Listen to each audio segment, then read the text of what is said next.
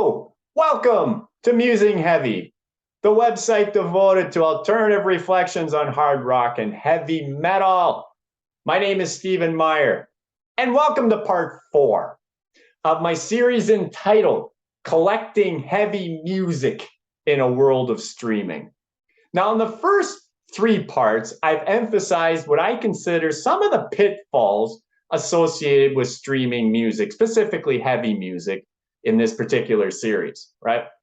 In this part 4, I'm going to continue talking about some of the pitfalls, but I'm going to emphasize in particular what I consider the advantages of maintaining a physical product, right? A collection of, say, CDs or vinyl or something like that, right?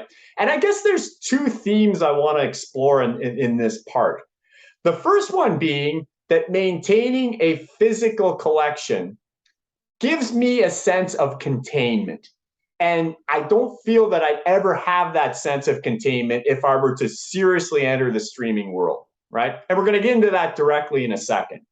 But the second part that I'll talk about in this part 4 is that for us collectors, at least, searching for product is actually part of the fun as well.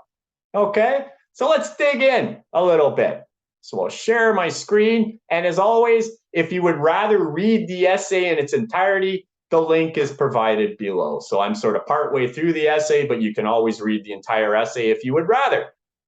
Okay, so a feeling of containment, as I was saying. Okay, but before I get there, I want to put this in, again, a little broader context. And I'm going to start with providing what I think is the perfect profile for a streamer, right? Now, actually, a friend of mine, I think, is like the poster boy for streaming, someone who would benefit the most from streaming.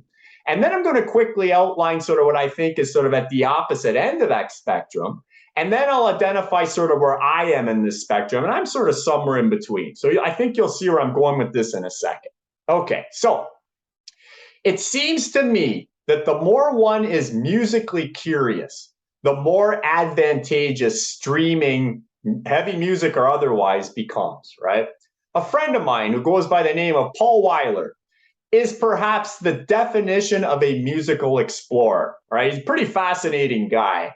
Paul listens to music for at least half of his awake time every day. So he's hardcore. Sometimes he listens to music 16 hours a day, right? So this is not some passing fad with this guy. He is a music fanatic, okay?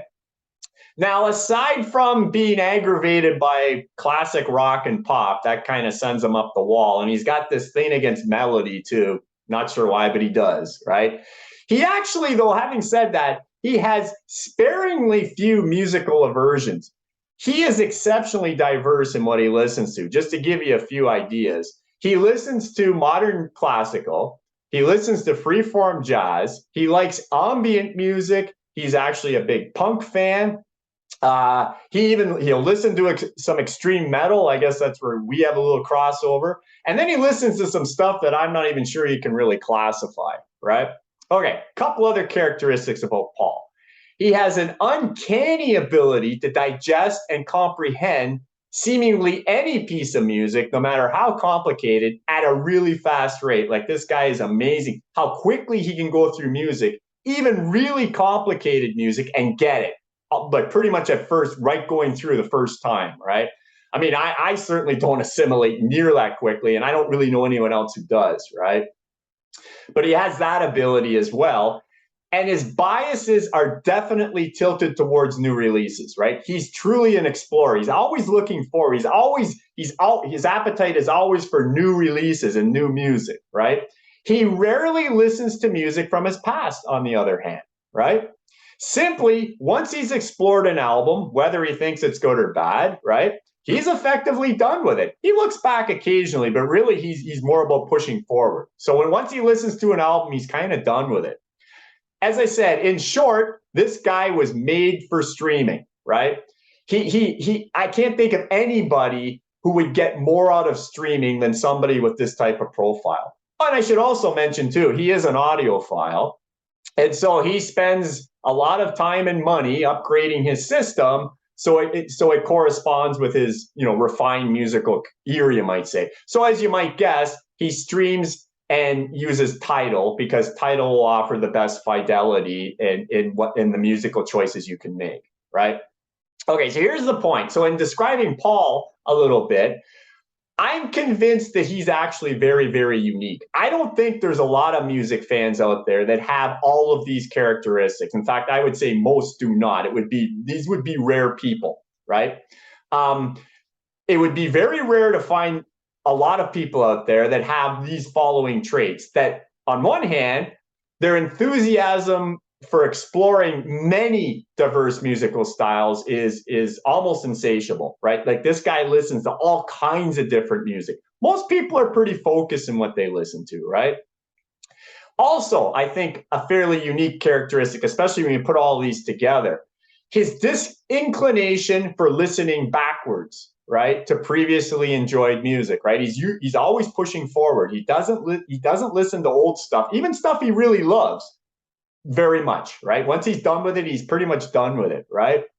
Another thing that I think is fairly unique, an ability to assimilate at almost robotic rates, right? Most people, even really complicated music, like I say, this guy can get basically on first listen. Most people can't do that. Certainly I can't, not even close, right? And also a need to experience music in the highest possible fidelity, right? Now, there's lots of audiophiles out there, but again, they won't necessarily have all these other traits, right? Indeed, I would argue that as most people age, all of these characteristics they kind of back away from, right? They are less likely to be interested in new music, even their favorite types of music. They have a strong predisposition, to continuously replay the old favorites. So they're always playing the stuff they've played forever and ever. And lots of people don't really care about the quality of the music, right? They'll play it on the cheapest platform or whatever's most convenient, right? In a word, I would say these folks are or have become very musically contained, right? In fact, some people are so caged in their musical habits that they seem absolutely content to listen to the same 500 or 1,000 songs for most of their lives. So they're at the other end of the spectrum as Paul is, right? He's a pure musical explorer. These people are very caged into listening to maybe 1,000 songs for the rest of their lives, and they're cool with that, right? These are the classic rock warriors or facsimile, right? Classic country warriors, whatever. And they're the types of people that keep FM and AM stations afloat, really, right? Okay. I sometimes wonder why these folks even bother to stream at all, right? If you're only interested in, say, about 100 albums, why not just keep those 100 albums on CD or vinyl and listen to the radio? Why are you even streaming at all, right? I'm not really sure. And I'm not judging here. It's just I'm wondering. It doesn't seem to me that streaming is really set up for the vast majority of people in a lot of ways, right? I mean, maybe the rationale for streaming is to keep up with the latest technologies, perhaps. Don't want to be exposed as a kooky dinosaur, right? Don't want to be like that. I'm not sure, but it seems paradoxical to me that people that just kind of listen to the same music over and over are the ones that seem to embrace streaming so much, because I don't really see what benefit they're getting, right? Anyway, I mean no criticism here whatsoever. If people are happy with their choices, then that's totally fair enough. These are just observations, right? Anyway, so at the extreme, you got somebody like Paul. At the other extreme, I think, is where a lot of people are, and they're just happy to listen to their 100 albums over and over for the rest of their lives. Okay. I'm somewhere in the middle myself. I proudly maintain a CD collection and continue to add current releases from familiar artists or new for me CDs from back catalog. So I listen to old stuff, but I'm always adding new CDs to my collection as well. Now, given the number of titles I own and my unexceptional rate of musical absorption, I don't assimilate music that quickly, really. I'm average at best, I would say. I have more than enough material for the rest of my life, easily, probably 3 or 4 lifetimes, to be honest with you, right? I'm never bored, right? I'm always buying new stuff, so that keeps me interested, and I've always got the back catalog to revisit in roughly equal proportions, right? So in essence, I explore and I also look back, right? I'm somewhere in between. This approach affords me the luxury of continuing to be musically curious, but in a very contained fashion. Okay, that's how I would sort of describe myself.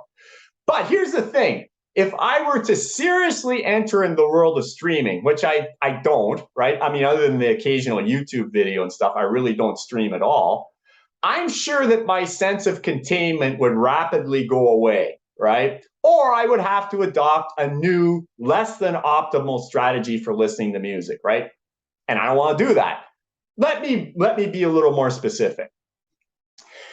Let's say all I listened to was bands like AC/DC, Nirvana, the Ramones. All of these are amazing bands, so this is not meant to be a criticism, right? But you don't need a lot of time to absorb this music. These bands, the beauty of these bands is how simple they are, right? So it would be relatively easy to stream bands such as AC/DC and Nirvana, right? And reach maximum enjoyment for each album very quickly. You don't have to listen to an AC/DC album over and over. You get it right away. So if that's the type of music you listen to, and only that, hey, streaming is not going to feel like an onerous task. You're going to get through a lot of albums very quickly, right?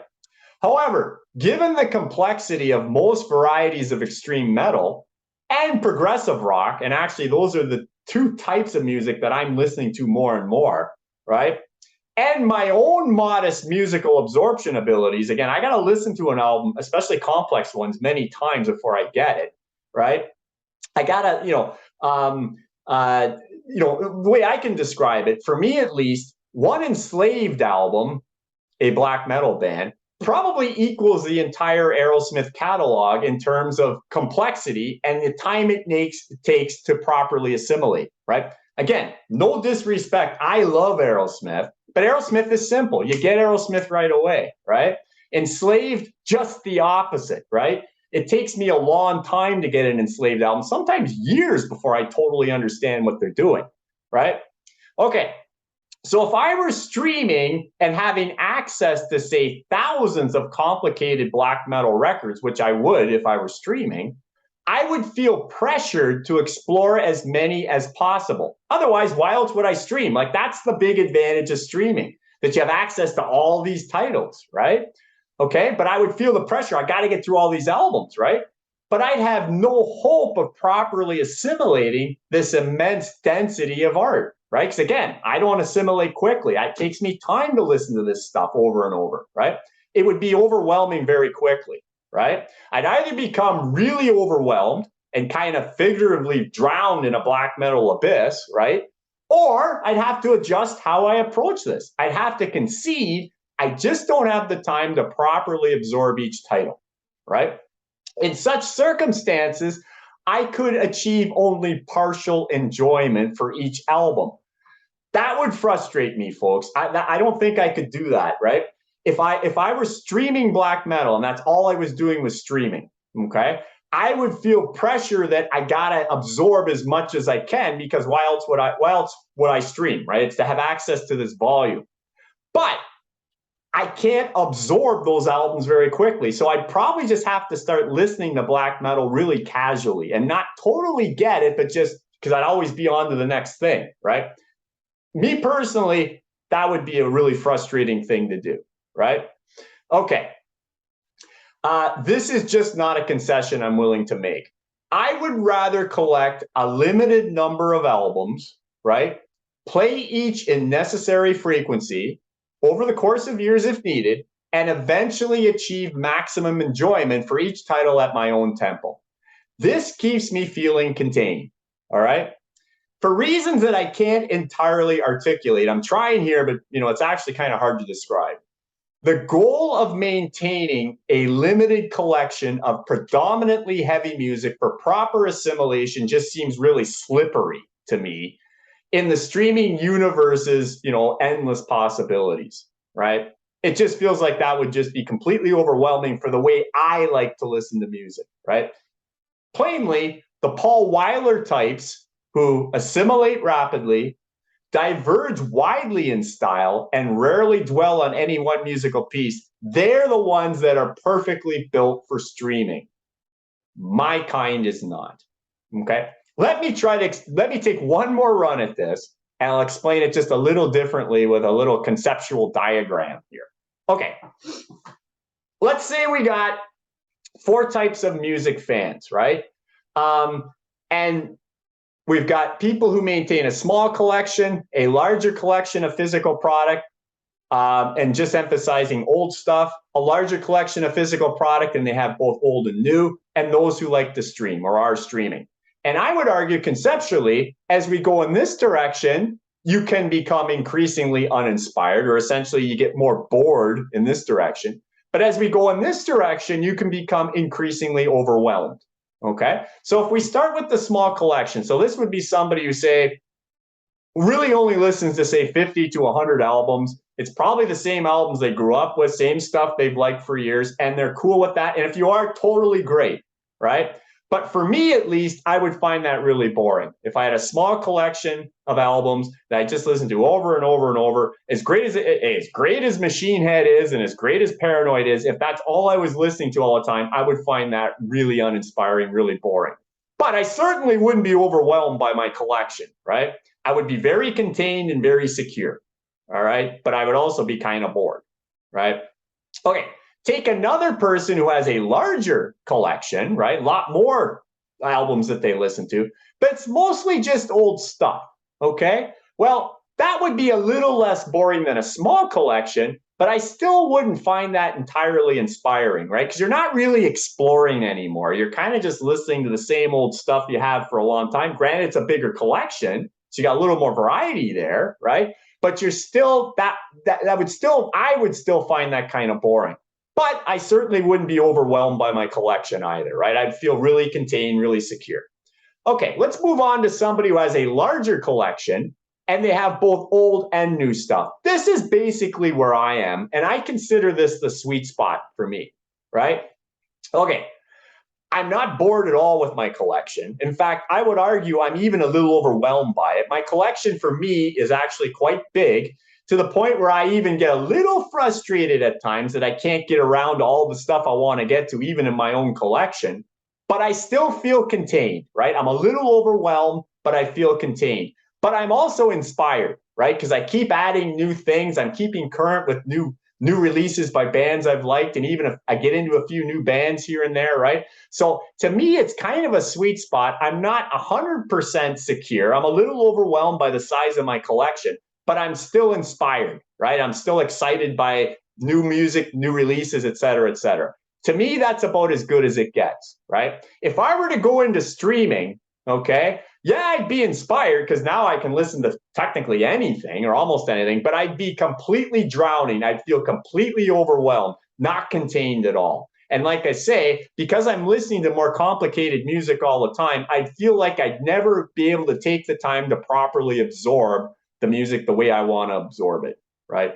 Okay, so that's sort of where I am. And another reason, maybe a big reason why I maintain those physical collections. Okay, so just to wrap this part up, of course, timing is a key part of this argument. Okay, fair. I gotta say, if I were starting today, let's say I was a teenager and I was beginning my musical journey, and I had not already accumulated a big CD collection, or a collection I think is big for me anyway, then streaming would certainly make much more sense. Like if I were starting now, yeah, I probably would stream, especially in economic terms, it would make a lot of sense, right?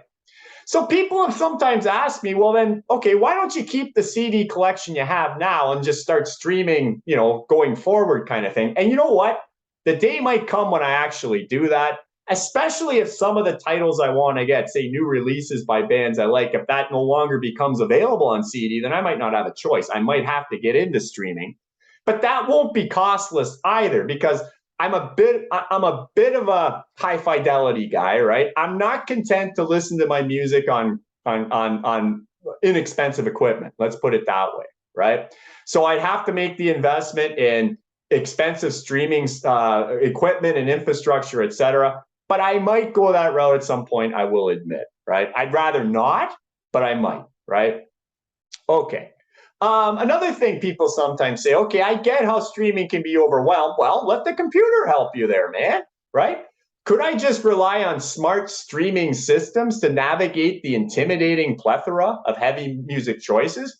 Yeah, I could do that. I could, I'm sure that's what a lot of streaming people do, right? It's like they play something, say, oh, what am I going to play next? Oh, suggestions, boom, I'll just click, click, click. The computer tells you what to listen to, right? Okay, yeah, I could do that, but I don't know, something's missing there for me, right? I derive genuine pleasure in physically scanning the spines of my CD collection when I'm deciding what to play next, right? I really like that. I like being surrounded by my CDs. I like going through them and looking at them and think, okay, feel like listening to some death metal today. Oh, let's go to my death metal section. Oh yeah, I haven't listened to Morbid Angel for a while. Oh yeah, that album. I haven't listened to Blessed Are the Sick for a long time. Boom, out it comes, right? There's something about that I really like, right? And all the choices are mine. I'm not depending on some computer to push me in the direction. Well, listen to this next, next, next. They're totally coming from me. There's something about that that I really, really like, right? Somehow this old way of enjoying music and exploring art continues to reward. And you know what? I'm guessing I'm not alone there. I bet you there's other people too that would prefer to look at the spines of their CDs and make their own choices rather than algorithms telling you what to listen to next, right? Okay, so there's that.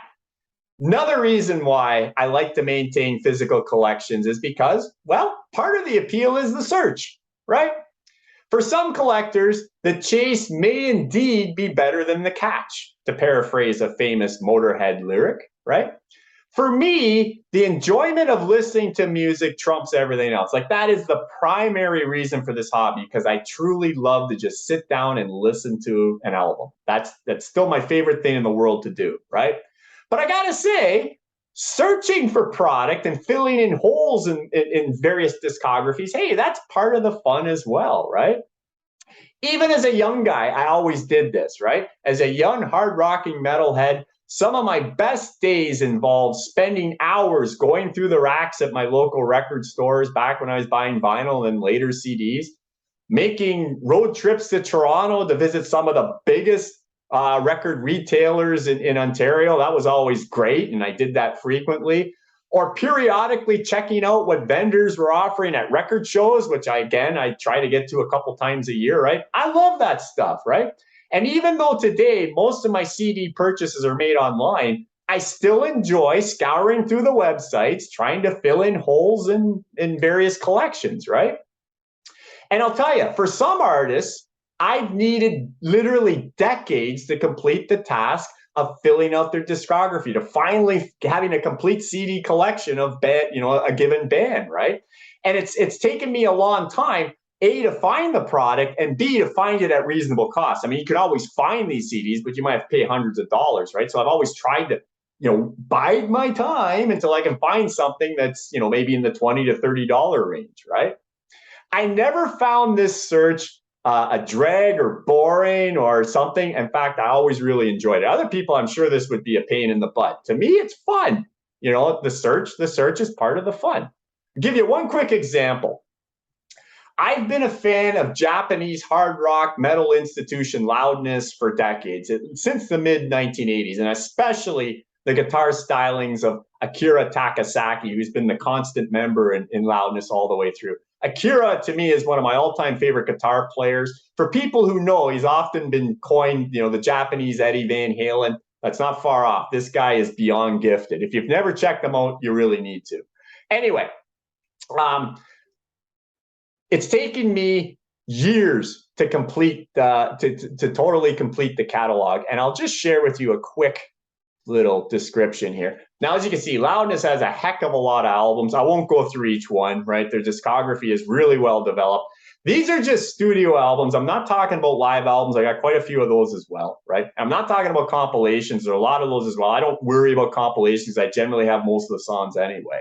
So it was searching, hunting, decades and decades and decades, looking for albums by Loudness. And how did I do it quickly? It was a very long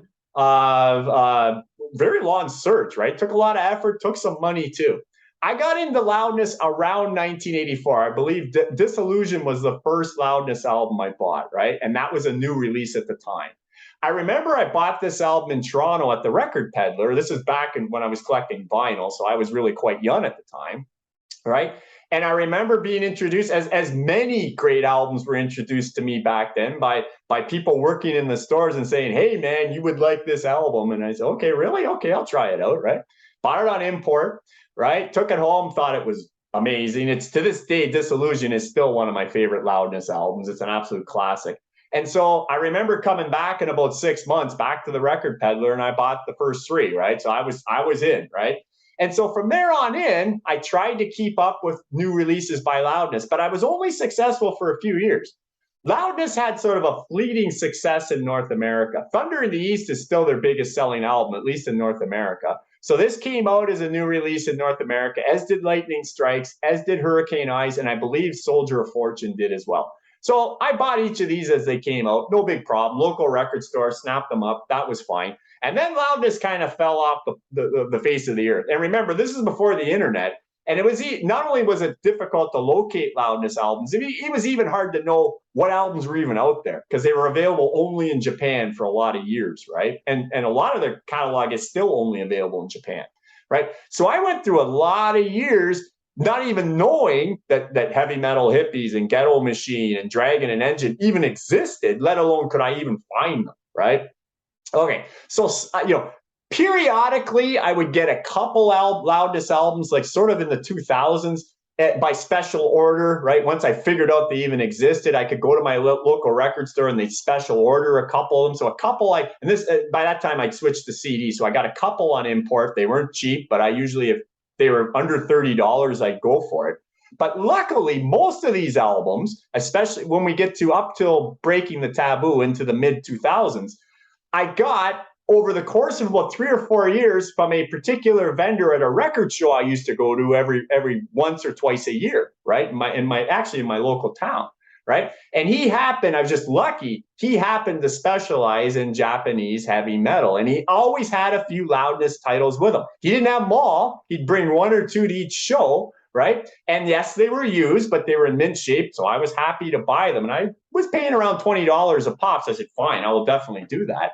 And so over the course of about 3 or 4 years, I filled out, I'm going to say about 10 or 11 titles, sort of from the mid 90s to the mid 2000s, from this vendor at the record show. But like I say, I couldn't get them all at once. He'd bring different ones, at different shows. So it took me about 3 or 4 years to fill in a lot of these. And then since I'd say about Metal Mad, now I've switched to locating Loudness through websites, Amazon Marketplace, and that sort of thing. But again, it took me years to complete the collection, because while all these albums are available by Japanese import, most of the time you're going to pay $60, $70 for them, right? Now, I will admit there's a couple I have paid $50 or so for, but I bide my time. I'm pretty good about that. I've been patient to wait until I can find one of these albums for a reasonable price, say around $30, right? So it took me literally decades. So some of it was, I got some of it through local record stores. Some of it involved road trips to Toronto. Some of it involved going to record shows. Some of it involved lots of time spent online, going to various marketplaces, right? So the search took years and years and years. Eventually, I managed to do it, right? So, okay. In sum, it took roughly 30 years to complete my Loudness studio collection, and I am still truly stoked about this. Hey, nothing replaces listening to Akira Takasaki play guitar and Loudness in general. That's still the best part, listening to this incredible art. But part of it was, man, I completed the collection. This is so great, That was part of it, So if you're a collector, you get it. If you're not, probably it's like, okay, this guy's being a bit crazy, right? Okay. So, and I'll tell you, not always this difficult, but I could name lots of other bands where it's taken me a number of years to complete their discographies as well, right? Okay. So for those longtime music fans that never experienced any thrill from locating physical product, I'm sure the invention of streaming was a welcome time saver, right? Not to mention, a better economic option. I'll admit, I've paid a lot of money for Loudness and other bands to complete my discography, right? So again, if you're not into collecting, that's going to be a waste of time and a waste of money to you. And I get that, right? But if you are into collecting, for us collectors who value the chase, and particularly for those with a completist mentality, the no challenge, super easy access of most or all albums in streaming on a streaming platform is frankly kind of boring. I mean, I can start streaming and boom, all the Loudness stuff is there, or most of it's like, yay, it's all there. Yay. The chase is over. Okay. I mean, that's kind of cool in a way and sort of sad in a way too, right? So again, the chase can be almost as fun as the catch if you are a collector. Okay, so that's part 4. In the last part, in part 5, I'm gonna finish this particular series. We're going to talk about, can the old coexist with the new? Can the people who collect physical product, can they coexist with the streamers? Yes, they can, as I'm going to say. And I'm actually developing a quick, by way of summary of this series, sort of a profile, I guess, of, in a way, a continuum of how people are approaching both physical product and streaming, and how some people are leaning one way, some people are leaning the others. But I think I've developed sort of a little typology that'll provide a nice little summary to this series. So hopefully you'll check that last part out. And as always, stay heavy, take care, and I hope you have a great day.